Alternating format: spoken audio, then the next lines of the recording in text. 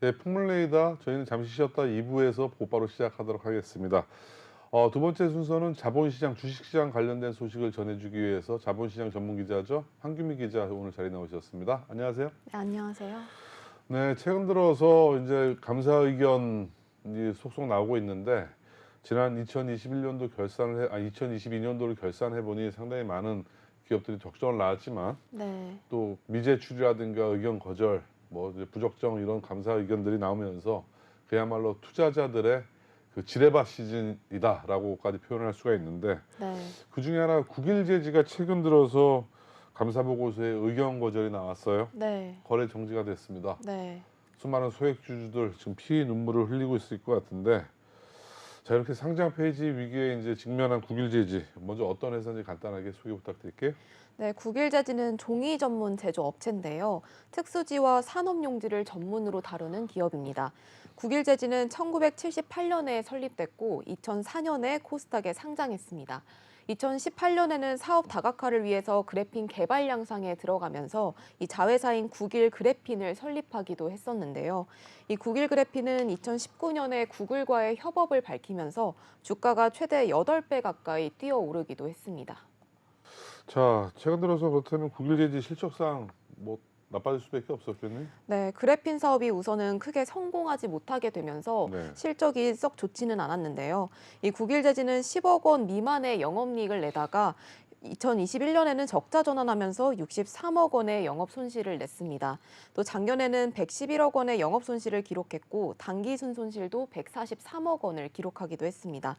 또 이에 대해서 국일제지는 원재료 상승에 따라서 매출 원가 증가와 또 외환 차손이 발생하게 됐다고 설명을 했는데요. 주가는 2019년에 구글과의 협업을 발표하면서 8,000원대까지 올랐었는데 이달 초에는 2,000원 수준에 머물렀습니다. 또 그리고 지난 8일에 이제 최대 주주인 최우식 대표가 본인의 지분을 매각하게 되면서 주가가 1,000원대로 급락하게 됐습니다. 자, 최우식 대표 자신의 지분을 네. 어디에 매각을 했네? 네, 최 대표는 보유 주식 4,100만 주 가운데 이 3,188만 5천 주를 DK1에 넘기는 계약을 맺었었는데요. 한 주당 1,118원으로 계산해서 총 357억 원에 넘기는 그런 조건이었습니다. DK1은 2016년에 설립된 회사이고 또 스포츠용품 도소매 업체입니다. 여기에서는 이제 김정란 대표가 지분 100%를 갖고 있고 연매출은 5억 원, 그리고 자산 총계는 9억 원입니다. 연매출과 자산 총계가 그렇게 크지 않기 때문에 이 357억 원의 인수대금 중 상당 금액은 차입했을 것으로 보고 있습니다. 자, 그런데 이 주식 양수도 계약이 지금 최근 들어서 허위 계약이 아니었나라는 의혹도 나오고 있어요. 왜 그런 네. 거죠?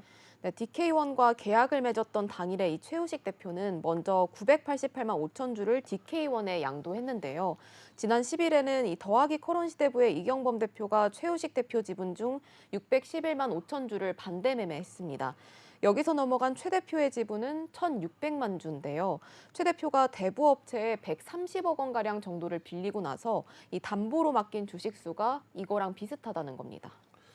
자, 최 대표가 이렇게 주식담보대출 공시를 안 했어요. 네, 자, 이것도 어떻게 보면 불성실 공시고 네. 우리 주주들한테는 상당히 큰 알려야 될 고지를 하지 않은 것인데 네. 문제가 되고 있죠. 네, 이 자본시장법에 따르면 상장사 지분 5% 이상을 보유하고 있는 사람이나 법인은 대량 보유 상황 보고 의무자가 되는데요.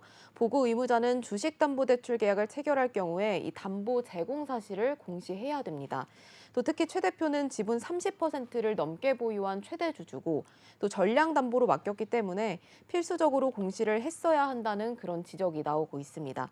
만약에 이 담보권이 실행되면 최대 주주 지위까지도 변경이 될 수 있어서 소액 주주들의 피해가 커질 수 있기 때문입니다.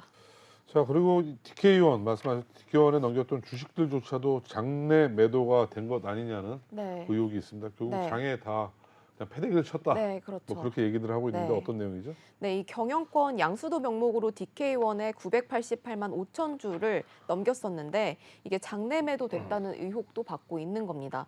현재 8일에 기타 법인 명의로 177만 185주가 순매도됐고 또 9일에는 811만 5,349주가 매도됐습니다. 두 주식수를 합치면 이 DK1에 넘긴 주식수와 거의 같아서 논란이 되고 있는 건데요. 또 주식을 넘긴 DK원이라는 법인도 부실하다는 평이 많습니다. 2021년 기준 매출액이 5억 원이고 또 당기순이익 300만 원을 기록한 골프용품 업체인데요. 아까 말씀드렸다시피 총 자산 규모도 9억 원 정도에 불과한 수준입니다. 업계에서는 DK원이 357억 원을 조달할 만한 실적이 나오기는 그렇다 보니 어렵다고 보고 있습니다. 자, 그렇다면 또 공시에 따르면 최 대표가 DK원에 본인 지분을 넘기고도 900만 주가 남아요. 네. 또 이 지분은 어디로 또 이렇게 빠져나갔네? 네, 지분 양도를 하고 남은 이 911만 5천 주 가운데 745만 5천 주를 장내 매도했는데요. 대규모 매도 물량이 이렇게 나오면서 주가는 직전일에 1,916원에서 매도 당일에는 1,364원을 기록했고요. 또 그 다음 날에는 1,012원까지 하락하게 됐습니다. 그리고 현재는 800원에서 거래가 정지된 상태입니다. 네, 본인 주식을 매도하고 네, 바로 이제 또 회생 절차, 과거에는 법정 관리라고 표현을 했는데 네, 회생 절차에 들어갔어요. 네. 또 언제 이렇게 신청을 했죠? 네, 지난 13일에 이 국일제지는 회생 절차 개시 신청서를 법원에 제출하기로 의결하고 다음 날인 14일에 회생 절차에 들어갔는데요. 국일제지는 사채 원리금 230억 원 미지급 발생을 이유로 들었습니다. 앞서 국일제지는 2021년 11월과 2022년 4월에 무보증 3호 전환 사채를 발행했습니다. 그 규모는 각각 105억 원 그리고 100억 원이었는데요. 자기 자본 대비 34%에 해당하는 규모입니다. 하지만 채무 이행 자금 부족을 이유로 원리금을 갚지 않았습니다. 자, 그렇다면 뭐 법정 관리 들어가기 전에 본인은 정말 얌체처럼 다 이제 지분을 정리를 하고 네. 법정 관리 준비를 사전에 철저히 한 것으로 해석이 되는데 네. 또 여기서 논란이 되는 부분은 그 작년에 그 유상증자 계획과 관련해서 자금 조달 업무를 신한투자증권이 주관사로 맡았어요. 네, 네. 그런데 최 대표가 주식담보대출을 이용했다거나 공시를 하지 않은 부분에 대해서 네. 신한투자증권 전혀 알 수가 없었나요? 되게 중요한 역할이었을 텐데. 네, 아무래도 이 신한투자증권이 해당 부분에 대해서 알고 있을 가능성이 있다는 그런 문제가 제기가 되면서 네. 지금 계속해서 의혹이 나오고 있는 건데요. 네. 작년 하반기에 국일제지가 대규모 유상증자를 계획할 때 자금 조달 업무를 신투증권이 맡았었습니다. 이때 이미 최 대표는 보유 지분을 증빙할 서류를 내지 못했고 또 결국 유상증자는 검토 중단으로 방향을 튼 것으로 알려졌습니다. 신한투자증권은 투자자 모집과 관리 업무를 맡았던 만큼 최 대표가 주식담보대출을 이용하고 또 담보 제공 공시를 제대로 하지 않았다는 걸 알았을 수 있다는 겁니다.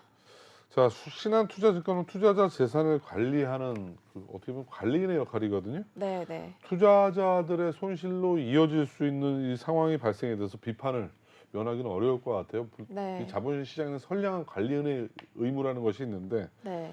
투자자들 이 부분에 대해서 상당히 많이 뿌리 많이 났겠어요. 네, 아무래도 투자자들은 이 성관주의 의무를 이행했어야 한다는 그런 입장인데요. 네. 여기서 이제 성관주의 의무라는 건 투자자의 재산을 관리하고 운영하는 과정에서 선량한 관리인 역할에 충실해야 한다는 그런 뜻입니다. 국일제지 최대 주주의 불확실한 지분 상황 등을 인지하고서도 만약에 방조를 한 거라면 성관주의 의무를 다하지 않았다는 그런 비판을 받을 수 있습니다. 투자자들은 최 대표가 지분 증빙 서류를 제때 내지 못해서 유상증자가 무산됐다는 사실을 기존 투자자들에게 공유를 했다면 허위 공시를 바로잡는 등 선제적 대응이 가능했을 거라고 말했습니다. 하지만 신투 측은 부서 간 정보 교류 차단을 의미하는 차이니즈 월에 따라서 이 해당 상황을 알 수 없었다고 주장하고 있습니다. 자, 이번 국일제지 회생 절차에 동의한 이사진들 중에서는 이휴원 전 신한투자증권 대표가 포함되어 있어요. 참 네. 우연인지 뭔지 잘 모르겠는데 그래서 논란이 되고 있는데 네. 여기에 대해 신한투자증권 또 어떤 입장을 밝히고 있나요? 네, 신한투자증권 관계자는 이휴원 전 대표는 13년 전에 재직을 했고 또 현재 회사에 입김을 행사할 수 없는 인물이라고 선을 그었는데요. 또 차이니즈 원로 인해서 주식담보대출을 관리하는 부서와 자금 조달을 진행하는 부서 간 관련 내용을 공유하지 못했을 것이라고 설명했습니다. 하지만 이 전 대표는 2019년부터 국일제지 사회이사로도 활동하고 있어서 주주들의 의심을 잠재우기는 어려운 상황입니다. 유상증자 검토 중단과 관련해서는 또 신한투자증권 어떤 입장인가요? 네, 유상증자 검토 중단은 국일제지가 요청한 것이고 또 지분 관계는 전혀 알지 못했다고 말을 하고 있는데요. 현재는 국일제지 채권단과 협의해서 회생 절차 과정에 공동 대응하고 있다고 말했습니다. 또 다른 관계자는 유증 검토 중단 여부를 투자자에게 알렸다면 이 또한 미공개 정보 이용이 될 수 있다고 설명했습니다. 자, 업계에서 앞으로 국일제지의 존속, 상폐 여부 어떻게 예측하고 있나요?